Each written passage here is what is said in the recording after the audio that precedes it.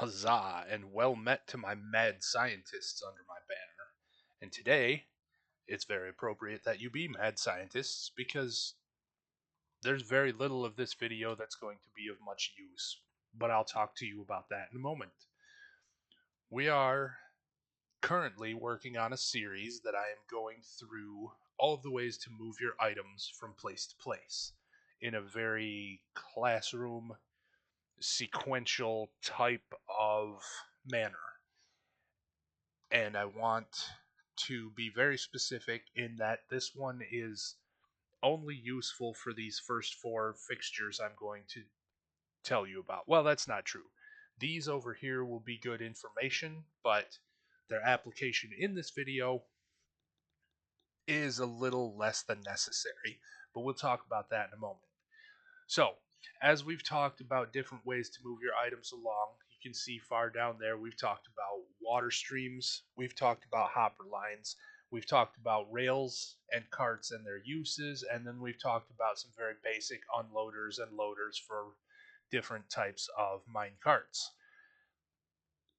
We are going today to talk about droppers and using those to move your items around. So these are sometimes called mechanical item elevators. We've talked about item elevators in the water streams video because water will elevate your items, especially if you put a soul sand at the bottom of a water source stack. Your items will raise to the top enough to jump. But sometimes you might want to use a set of droppers. And I have four variants here of differing complexity and differing um, cost, I guess, would be the way to talk about it. So you have an input treasure box or chest, large chest, with a hopper running to a dropper. Now these droppers are all facing upwards into another dropper until we come up here to a hopper. We have an observer looking into the treasure chest. So what happens is when we put an item in, our observer observes it, and you may have noticed that flash. Our observer observes it, sends the signal to this concrete block. You know I like to use my blue concrete to show blocks that are part of a circuit. The block becomes powered, powers this redstone dust. Our next observer observes this redstone dust being powered for that brief moment. What happens then is it flicks this torch off for a moment, which means the power is cut to this block, which allows this torch to power on because redstone torches will always be powered on if they're just sitting unless they're powered off by another source. This happens in sequence and goes all the way up. So either the torch will be powered, all right, the block will be powered, powering the dropper as well. When this torch flicks off and then back on, it will cause this dropper to activate. When this torch flicks off and then back on, this dropper will activate. And this happens in sequence all the way up to the top. This is the absolute cheapest tower that we can build this way. And there's nothing wrong with it other than that it's bedrock and occasionally you'll see things not work out properly. So we put 35 torches in there. I think it was 35. You'll see all of our sequential torches are firing here. It will just look like they're all alternating as they go, but it is actually a charge coming from the bottom, traveling all the way up, powering each of our individual things. So we got 33 there at the top. That means we've got a couple that didn't make it, or I miscounted somehow. See, we've got this one, didn't make it. So it's a little less reliable. But if you're alright with that, then this is a perfectly functional item elevator, especially if your items are already sorted and you're just going to continue sending items as they get deposited in. This box needs to be a box right here for this to work properly because the observer observes when the items are placed in and when each individual item exits. It gets an update because when each item exits through the hopper and to the dropper, the observer notices the change. So if you wanted to load this from somewhere else, put another hopper into the chest at a different or from a different source, and you wouldn't even need to have the chest able to be opened. But that's how that works. So if we want a little more reliability and we're willing to pay the cost for it, we use the same exact starting circuit. The observer look in the chest, the hopper to the dropper.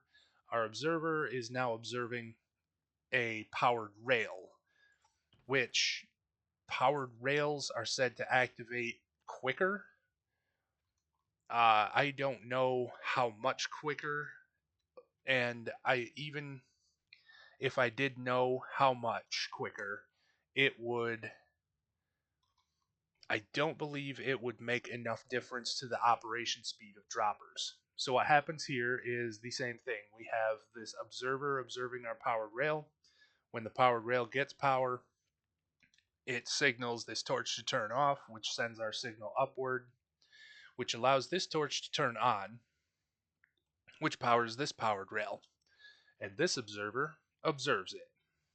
It turns this torch off for a moment, and this redstone dust becomes unpowered.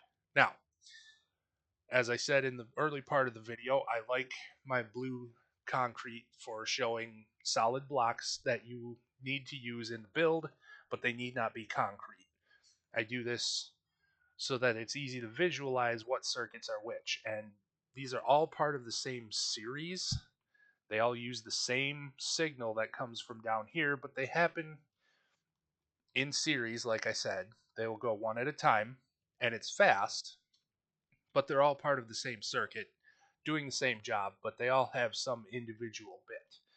So, as this rail is powered, our observer observes this. This observer observes that observer.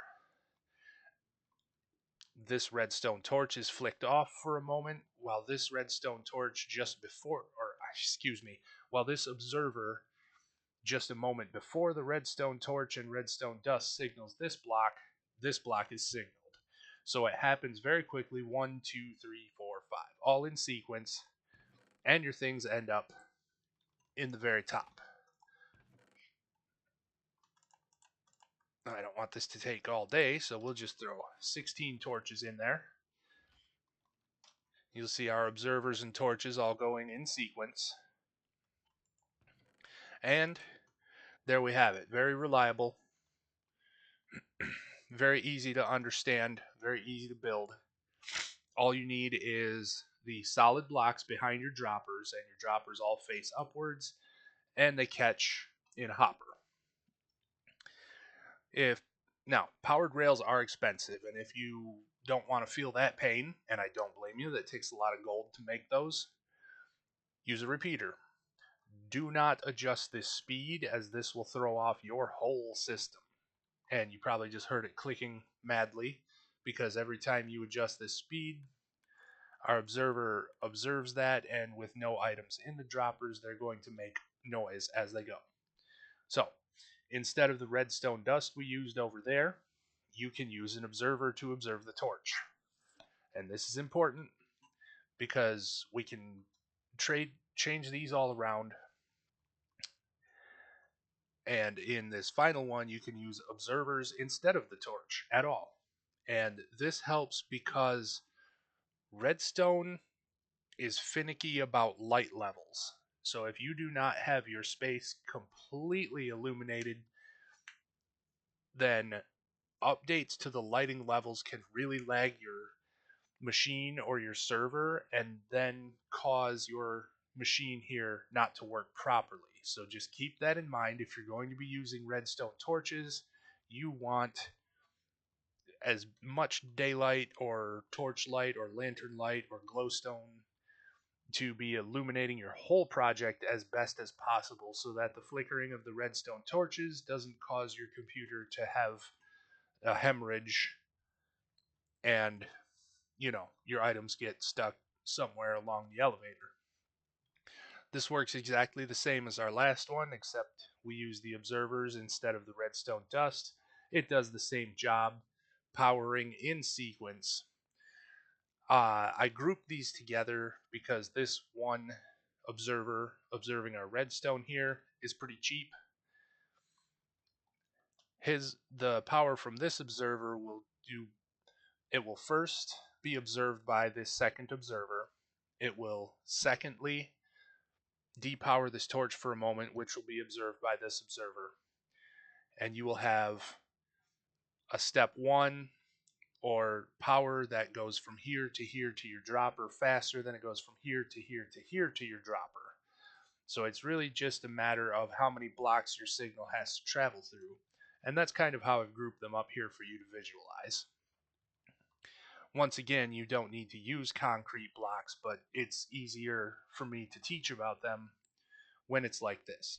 And in case you hadn't already noticed, this is probably going to be a longer video. We're already over 10 minutes, and I have much more to share with you on this one.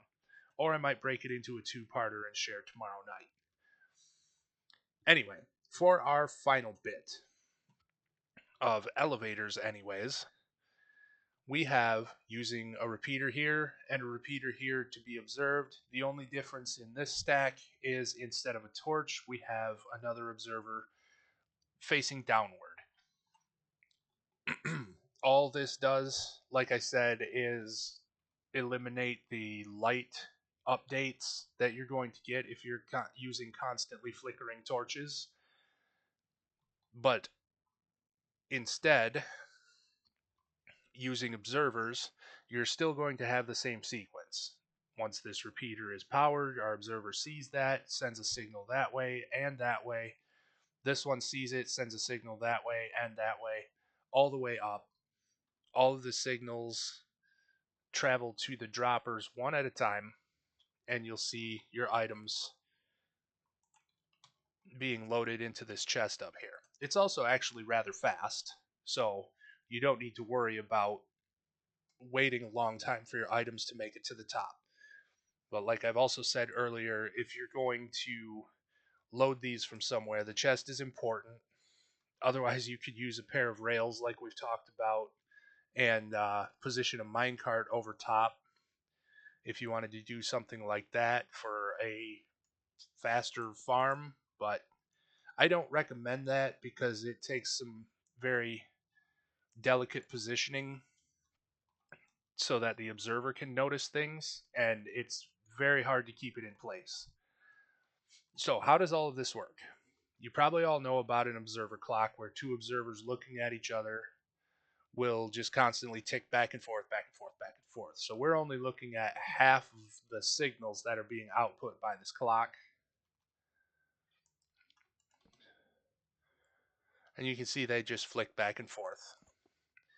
This one is using four observers looking at each other to give us half of this time. This one uses 6, 8, and this one is in sequence, which is what we're going to be using in the next video. And in fact, I think I am going to cut this into two videos and upload this as I upload this and then upload the next part tomorrow night. But for a quick preview, we have some horizontal dropper lines that you can use. And I did promise to tell you why this was useless is because of hoppers. Hoppers will do this without redstone, but there may once in a while be a necessity for this. So I'm going to tell you how all of these basically work is you have observers looking at a signal of some kind, and we can trigger an entire sequence down this whole row of redstone torches. So to see how these are working, just one at a time, those redstone torches flick off and flick back on, and our next torch goes in sequence. Whoop, that one got us a double. Oh, because I replaced it immediately. So it observed two things, the breaking and replacing of the torch. And there you have it. So these are your reliable, durable expensive mechanical item elevators. And tomorrow, like I said, we can talk about using the same idea in a horizontal fashion to move items along a dropper line, or even diagonally if you were to need something like that. Now, as you can see from this preview, these become incredibly expensive, especially when you can just set a line of hoppers like we've talked about in a previous video. So, on to the more fun stuff for me. I want to say thank you. There's been quite a few new subscribers since I asked you all last time to subscribe. We're getting close to 200, only 8 away as of the recording.